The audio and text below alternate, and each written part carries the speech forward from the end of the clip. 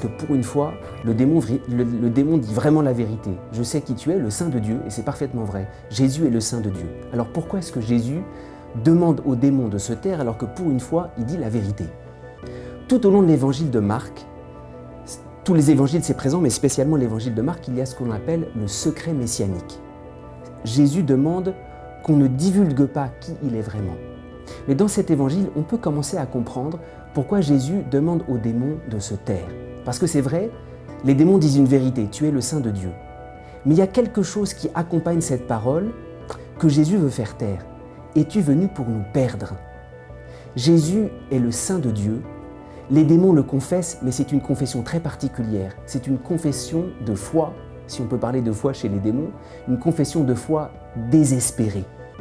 Quelle est la différence entre la foi et l'espérance? On peut avoir la foi et dire que Jésus est le sauveur des hommes, que Jésus est le Saint de Dieu, mais que moi, il ne m'a pas sauvé. Et ça, Jésus ne veut pas ça. Il veut que ma foi devienne espérance. La foi peut être proclamée de façon universelle. Je crois que Jésus est le sauveur de tous les hommes. Mais la vraie foi, c'est une foi qui est espérance. Jésus n'a pas seulement sauvé tous les hommes, il m'a sauvé moi. Alors il fait taire les démons qui disent « Es-tu venu pour nous perdre ?» Et nous devons proclamer autre chose. Je sais qui tu es, le Saint de Dieu.